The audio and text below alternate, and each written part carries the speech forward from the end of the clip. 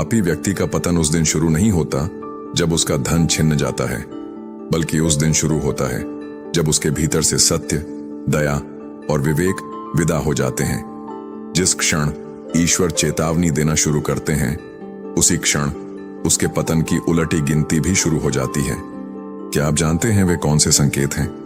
आइए अष्टावक्र की दृष्टि से एक अद्भुत कथा के माध्यम से इसे समझते हैं। रात का प्रहर था। राजमहल के विशाल प्रांगण में गहरा सन्नाटा पसरा हुआ था। राजा जनक महल की ऊंची अटारी पर खड़े दूर आकाश की ओर देख रहे थे। उनके मन में एक प्रश्न बार बार उठ रहा था। हे गुरुदेव, यदि ईश्वर न्यायकारी हैं, तो कुछ पापी लोग वर्षों तक सुखी क्यों दिखाई देते हैं? उनका पतन आखिर कब शुरू होता है? अगली ही सुबह राजा जनक ने महर्षि अष्टावक्र के चरणों में बैठकर यही प्रश्न पूछा। अष्टावक्र मुस्कुराए और बोले, राजन, किसी पापी का पतन उस दिन शुरू नहीं होता जब उसका धन चला जाए, राज्य छिन जाए या लोग उसका साथ छोड़ दें। उसका वास्तविक पतन तो उस क्षण आरंभ हो जाता है जब उसका विवेक उससे दूर होने लगता है। आज मैं तुम्हें एक ऐसी कथा सुनाऊंगा जो मनुष्य के कर्मों का सबसे गहरा रहस्य खोल देगी। घने वन के बीच एक समृद्ध राज्य था। वहां का राजा वीर, बुद्धिमान और न्यायप्रिय माना जाता था। राज्य में सुख, शांति और समृद्धि थी। दूर दूर से लोग उसकी प्रशंसा करते थे। पर उसी राज्य में एक अत्यंत धनी व्यापारी भी रहता था। उसके पास अथाह धन था, पर उसका हृदय कठोर था। वह गरीबों का शोषण करता, झूठ बोलता, रिश्वत देता और दूसरों का अधिकार छीनकर स्वयं को सफल मानता था। लोग कहते, देखो कितना पाप करता है, फिर भी धन बढ़ता ही जा रहा है। यह बात राजा जनक के मन में भी उठी। उन्होंने अष्टावक्र से पूछा, यदि कर्मों का फल निश्चित है तो यह व्यक्ति सुखी क्यों है? अष्टावक्र शांत स्वर में बोले, राजन, जो दिखाई देता है वही सत्य नहीं होता। वृक्ष सूखना तब शुरू नहीं करता जब उसकी पत्तियां गिरती हैं। वह तो बहुत पहले अपनी जड़ों में सूखना शुरू कर चुका होता है। इसी प्रकार पापी मनुष्य का पतन भी पहले उसके भीतर आरंभ होता है। बाहर तो उसका परिणाम बाद में दिखाई देता है। राजा जनक ने विनम्रता से पूछा, गुरुदेव, वह पहला संकेत क्या है? अष्टावक्र ने उत्तर दिया, पहला संकेत है मनुष्य का सत्य से दूर होना। जब कोई व्यक्ति अपने झूठ को ही सत्य मानने लगे, जब उसे अपने अन्याय में भी अपराध न दिखाई दे, तब समझो कि उसका पतन आरंभ हो चुका है। ईश्वर पहले धन नहीं छीनते, पहले विवेक छीन लेते हैं। यह सुनकर सभा में गहरा मौन छा गया। अष्टावक्र आगे बोले, जिस दिन मनुष्य को अपने पाप पाप लगना बंद हो जाए, उसी दिन उसका अंत निकट आ जाता है। उन्होंने कहा, गुरुदेव, अब मैं समझ गया कि सबसे बड़ा दंड बाहर नहीं भीतर मिलता है। अष्टावक्र मुस्कुराए, नहीं राजन, यह तो केवल आरंभ है। अभी तुम्हें जानना है कि कैसे अहंकार, लोभ और अधर्म मिलकर मनुष्य को उसके ही कर्मों के जाल में बांध देते हैं। इतना कहकर महर्षि मौन हो गए। उगते सूर्य की किरणें आश्रम में फैल चुकी थीं और राजा जनक के मन में एक नया प्रश्न जन्म ले चुका था। क्या धन, शक्ति और प्रतिष्ठा भी किसी पापी को उसके कर्मों के फल से बचा सकती है? उन्होंने विनम्र स्वर में पूछा, गुरुदेव, आपने कहा था कि जब मनुष्य का विवेक नष्ट होने लगता है तभी उसके पतन की शुरुआत हो जाती है। अब कृपा करके बताइए कि उसके बाद क्या होता है? महर्षि अष्टावक्र ने शांत दृष्टि से जनक की ओर देखा और बोले, राजन, जब विवेक चला जाता है तब उसके स्थान पर अहंकार बैठ जाता है। यही पतन का दूसरा संकेत है। जनक ने पूछा, क्या अहंकार इतना बड़ा दोष है? अष्टावक्र बोले, अहंकार मनुष्य को अंधा कर देता है। उसे अपनी शक्ति दिखाई देती है पर अपनी कमजोरी नहीं। उसे अपना धन दिखाई देता है पर अपने कर्मों का परिणाम नहीं। इतना कहकर महर्षि ने एक कथा सुनानी आरंभ की। एक नगर में रुद्रसेन नाम का अत्यंत धनी व्यक्ति रहता था। उसके पास असीम धन, विशाल भवन और अनेक सेवक थे। नगर के लोग उसका सम्मान नहीं बल्कि भय करते थे।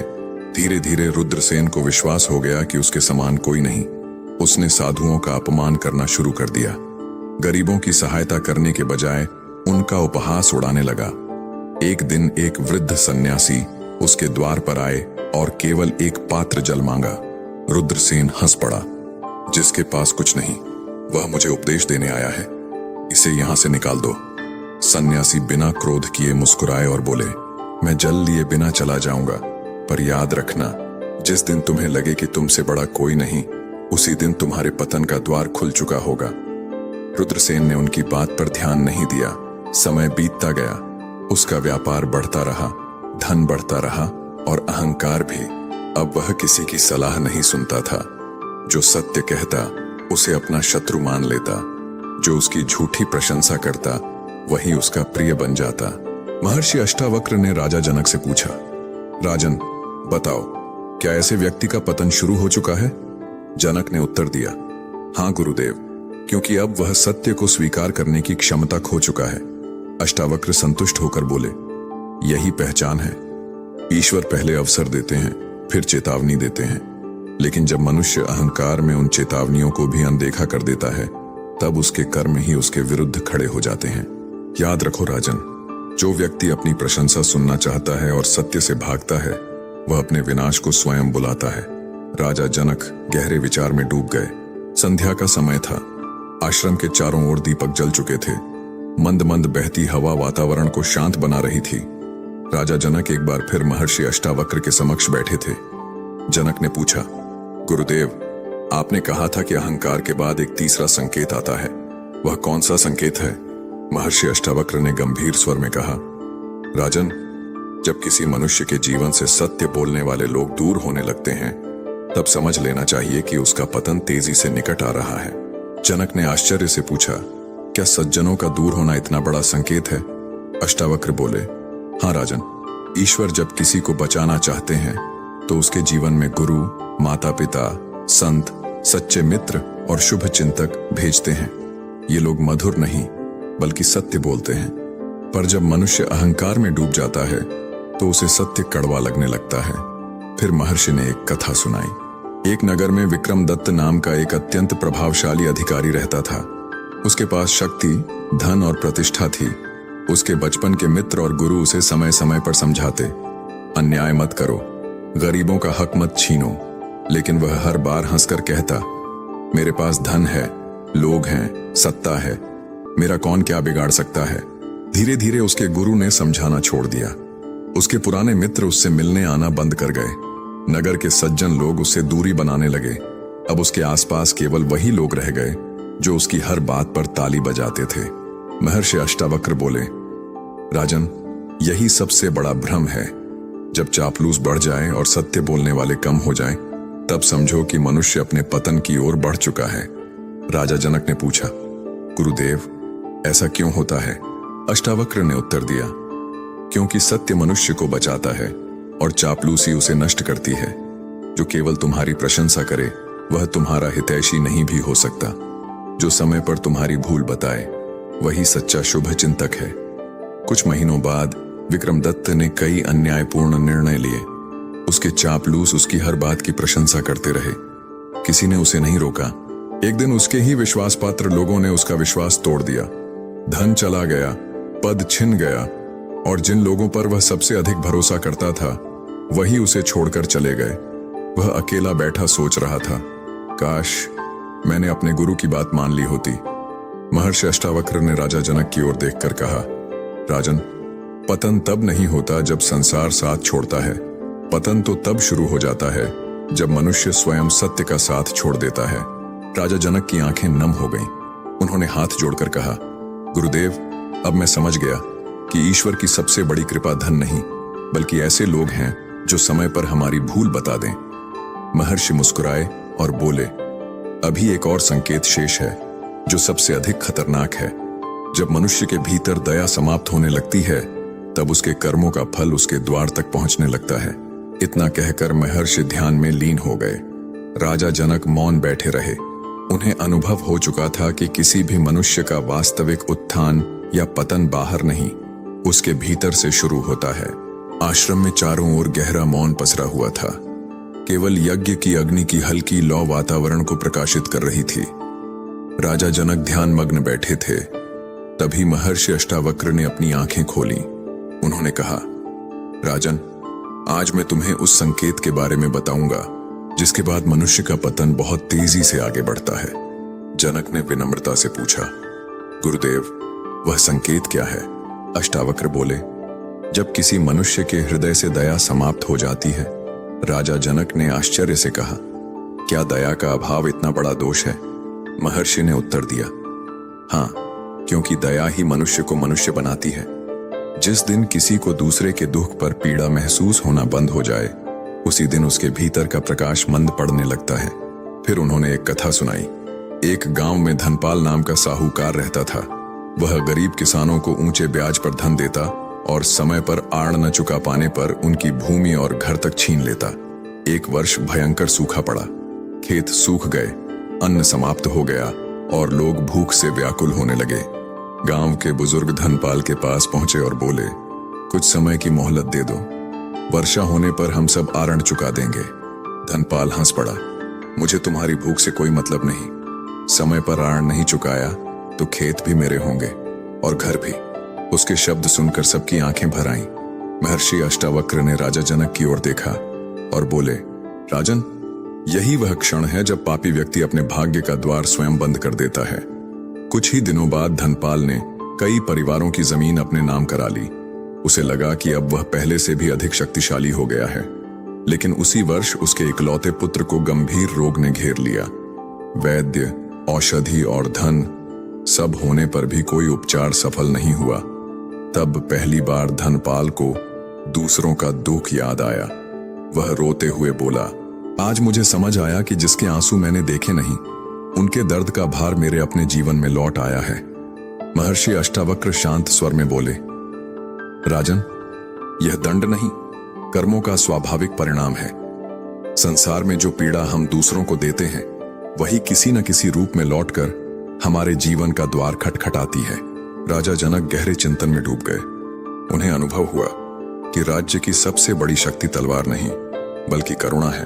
महर्षि ने अंत में कहा, राजन, अब केवल एक अंतिम रहस्य शेष है। जब ईश्वर मनुष्य को बार बार संकेत देते हैं और वह फिर भी नहीं बदलता, तब उसके कर्मों का फल उसके सामने खड़ा हो जाता है।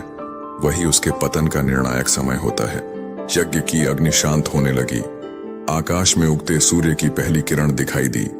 राजा जनक ने प्रण किया कि वे अपने राज्य में न्याय के साथ साथ दया को भी सर्वोच्च स्थान देंगे। यह कथा अपने निर्णायक मोड़ पर पहुंच चुकी थी, जहां अष्टावक्र बताएंगे कि जब मनुष्य चेतावनियों को भी अनदेखा करता रहता है, तब कर्मों का फल किस प्रकार उसके जीवन में प्रकट होने लगता है। आश्रम के चारों ओर स्वर्णिम प्रकाश फैल चुका था। राजा जनक ने महर्षि अष्टावक्र के चरणों में प्रणाम किया और बोले, गुरुदेव, आपने बताया कि विवेक का नष्ट होना, अहंकार का बढ़ना, सत्य से दूर होना और दया का समाप्त होना पतन के संकेत हैं। अब कृपा करके बताइए कि वह अंतिम अवस्था कौन सी है, जहां से लौटना अत्यंत कठिन हो जाता है। महर्षि अष्टावक्र ने गंभीर स्वर में कहा, राजन, जब जीवन बार बार चेतावनी देता है और मनुष्य हर चेतावनी को अनदेखा कर देता है, तब उसके कर्मों का फल उसके द्वार तक पहुंच जाता है। राजा जनक ने पूछा, क्या ईश्वर पहले चेतावनी देते हैं? अष्टावक्र बोले, हाँ, ईश्वर का न्याय अचानक नहीं आता। पहले वे संकेत देते हैं, कभी किसी संत के वचन से, कभी माता पिता की सीख से, कभी किसी असफलता से, तो कभी अपने ही अंतःकरण की आवाज से। यदि मनुष्य इन संकेतों को समझ ले तो उसका मार्ग बदल सकता है। फिर महर्षि ने एक कथा सुनाई।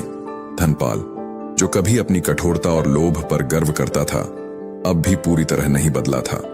पुत्र के रोग से उसका हृदय कुछ पिघला, पर जैसे ही परिस्थिति थोड़ी सुधरी, वह फिर पुराने स्वभाव में लौट आया। उसने सोचा, जो कुछ हुआ वह केवल संयोग था, मेरे कर्मों से उसका क्या संबंध। उसने फिर गरीबों से कठोर व्यवहार शुरू कर दिया।